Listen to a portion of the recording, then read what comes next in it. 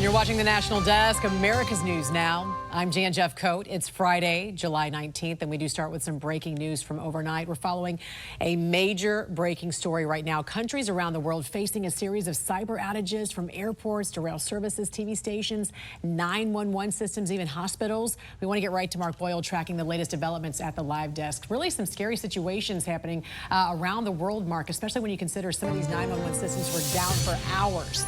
And some still coming back online. And right off the top here, the CEO for the company behind all of this says it does not appear to be a cyber attack. We'll get to that here in just a moment. Right now, we continue, though, to bring you the latest on this global IT cyber outage. It appears a flawed update of cloud-based cybersecurity platform called CrowdStrike, Falcon sensor software, resulted in this widespread chaos we're now seeing.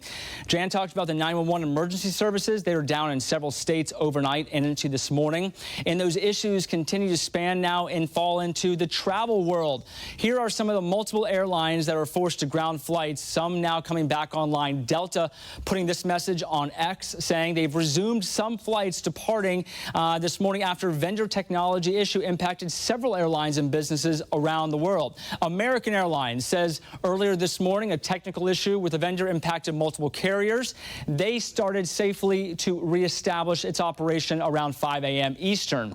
And United posting a new message right now about that third-party outage. They also say they are working to restore systems, some flights resuming, and working with customers with waivers to get them on their way. But it's going to be a slow go at it at the airport today.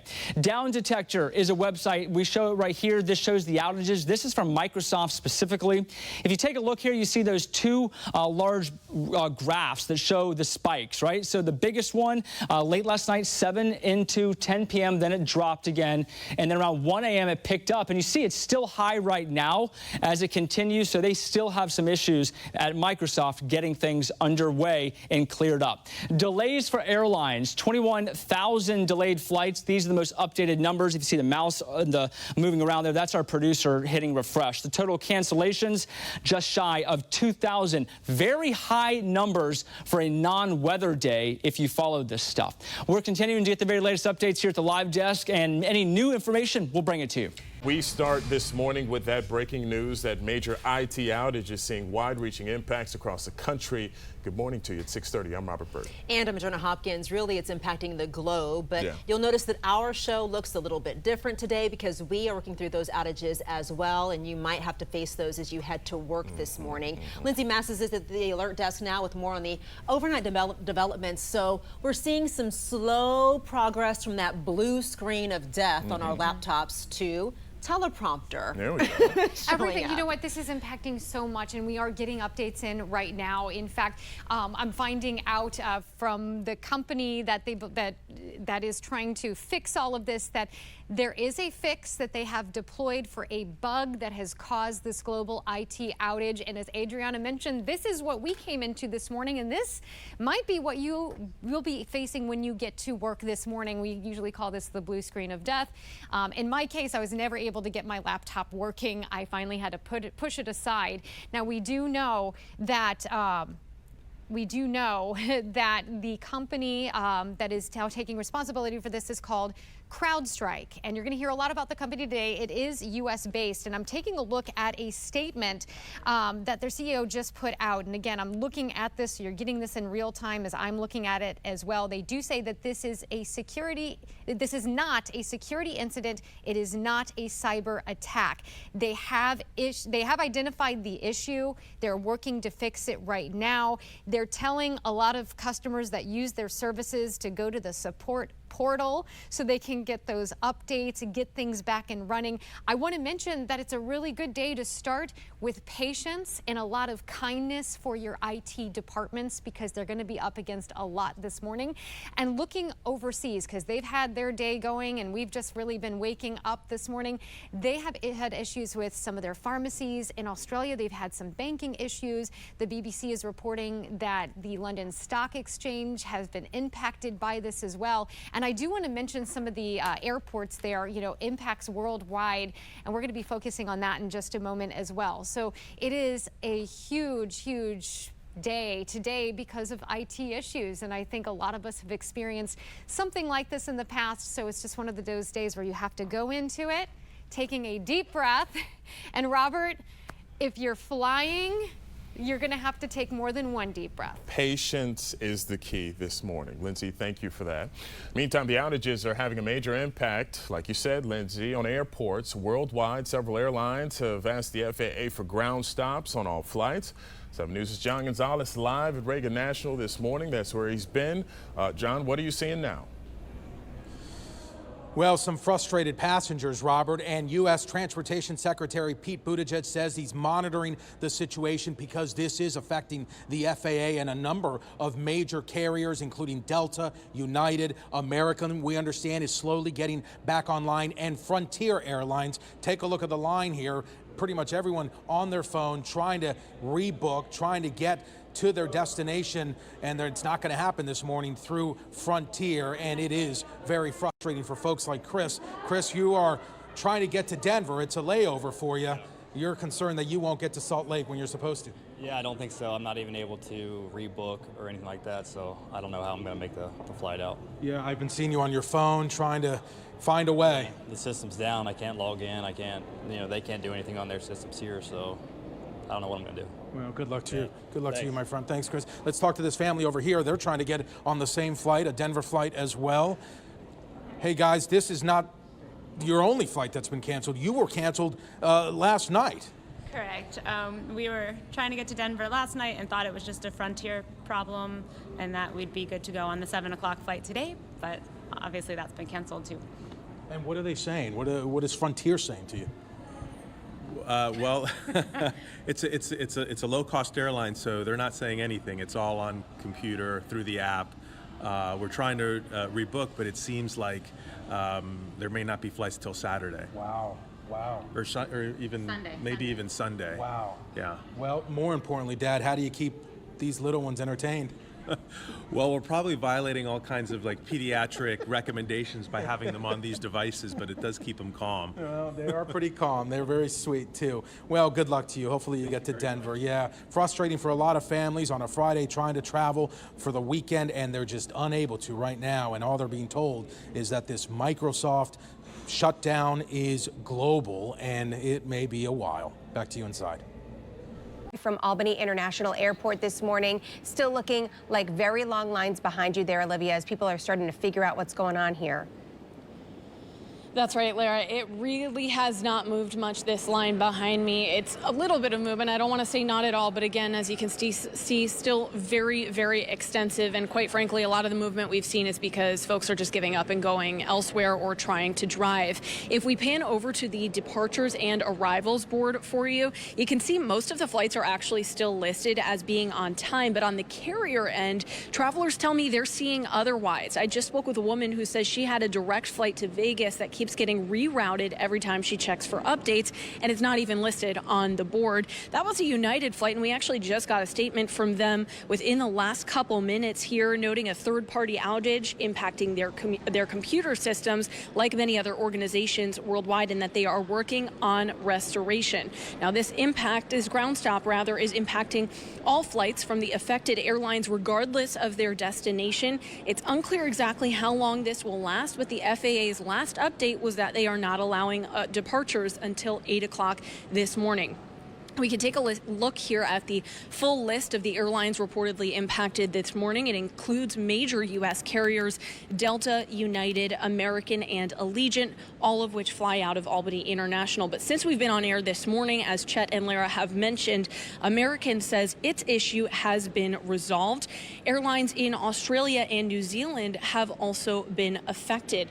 Now, coming up in the next hour here, we will hear from a couple I spoke with on camera. They say that they've been here since early this morning. They were supposed to get on a Delta flight, which still is listed as being on time, but they got a notification from the carrier directly that said it's been canceled. They tell me they're trying to make it to a wedding in Sacramento tomorrow, and hopefully they'll be able to do just that. We'll continue to bring you live updates from the airport throughout the morning, but for now, live in Albany, Olivia Jakewith, CBS 6 News. Right now, Fox 17 News, we are showing you a live look as we continue covering breaking news updates from Nashville's International Airport. The FAA says American, Delta, and United, all of them issuing ground stops. Moments ago, we had a live update from Nashville's International Airport talking about a global ground stop. This is all because of the ongoing issues regarding a massive outage with Microsoft. So if you're waking up, perhaps you're trying to check your email, send a message, you're probably being impacted. We've been talking about this since 4 a.m. There's the website called Down Detector, which of course follows user-reported service disruptions. That shows that outages are being reported for ADT Security, Amazon, Visa. This is not just an issue that's going to impact folks who are trying to get over to the airport where you see a live look of a long line. It could be anyone, and that's what we're working to get some more information about. Yeah, again, you're taking a live look there at Nashville International Airport. Long lines there. Our own Madeline Nolan, I'm sure, going to be talking with folks here about the best ways they're trying to navigate this. As I know a lot of these folks may not be making their flights or maybe missing connecting flights because they're standing in this line. 8:45 is the time here on this Friday morning. Today, we are seeing just how vulnerable and connected our digital world really is this morning. Joining us now is former FBI agent Scott Agenbaum with more on this global tech outage. Can you kind of just put in your own perspective, how are you feeling waking up, seeing everything that's going on based on your knowledge, your expertise? I feel like I'm living in a bad movie today. As a retired FBI agent, I always think the worst, but it is almost the worst today. There are outages all over the world. I have a friend in India who just called me this morning, said everything is down. I had another friend, the airlines are down, and I'm looking into this. And, you know, the first thing I think it's foul play, but it looks like it was nothing more than a software update that caused this outage. So how can we prevent this kind of thing? How can a company or even a person protect themselves for when this kind of thing actually happens, from this just turning their entire world upside down? From an individual user, it's almost impossible. I'm a public speaker. If I was waiting for a flight today, I don't know if I would have gotten onto it. We have to wait for the companies, and that's why it's so important that large organizations realize that we're in an interconnected world, and if one system goes down, do they have backups in place to get on? A lot of investigation is going to be required to get to the bottom of this, to make sure this doesn't happen again. Hey, Scott, do you think folks that just really underestimated how interconnected we are, and understanding that you have friends in India, we have folks here in the United States, and then we had some updates from folks who were stuck in Milwaukee, you know, from the Republican National Convention trying to get back home. It just feels like a mess. It is a mess. And, you know, I hate to say it, I think worst case scenario. When we talk about infrastructure, we're talking about power systems, we're talking about oil refineries. Let's even bring it down even more basic to healthcare organizations. These healthcare organizations have all of these interconnected systems. What if all of a sudden something like this happens during the middle of an operation? It's really scary to think about how connected we really are. All right, last question for me, and that is, they've come out and they said this is not an attack. Obviously, our world has been going through a lot of different changes over the last, few days. We've had an assassination attempt on a president. We've got another president that's going through, some challenges, shall we say, with his own party. There's a lot of people who are going to jump to conclusions with this. You are a former FBI agent. They say it's not an attack. You believe that this is truly just a software glitch? Well, I have to go with that, but I'm always thinking, because listen, software needs to be updated because of information security vulnerabilities. I always start to worry, what if somebody, a cyber criminal, a nation state, gets in and can impact the code? We've been talking about that for years in the creation of code. Again, I use this term all the time, and I'm tired of using it. It's another wake-up call. This could really have turned out to be something really bad, and only time will tell. All right, only time will tell, but certainly another wake-up call for sure. Retired FBI agent Scott Agenbaum, thank you so much. I feel like we could just ask him question after question, but unfortunately, we have to wrap up and go to co-brand meteorologist Greg Bovis. Welcome back, everybody. A tech malfunction is crippling airports and banks and businesses and government services all around the world. I got a text message at 2 o'clock in the morning. explaining what was going on, and I said, good Lord, get me Dave Hatter on standby. He joins us now, and Dave, it is only just sort of the cherry on the sundae that we cannot get you on Zoom right now, that we're doing a good old-fashioned phoner. What the heck is going on, Dave Hatter? Yeah, it's a bad day to be in IT, especially if you use CrowdStrike. CrowdStrike is an antivirus package made by a third party, and they rolled out some updates last night that are apparently bricking Windows-based computers all around the world. So, for those of us who are not as tech-savvy as you are, it's a very easy question to ask, and it's probably a very difficult one to answer. How can something like this affect everything in the way that it seems to be affecting everything? Well, you know, people have always laughed because I seem like the tinfoil hat guy warning about this stuff. And by all information I can find, including direct statements from CrowdStrike, the company that makes this software, this is not a cyber attack. CrowdStrike, in layman's terms, is antivirus software. Think Norton or McAfee, packages people know. It's kind of a high-level enterprise-grade antivirus software.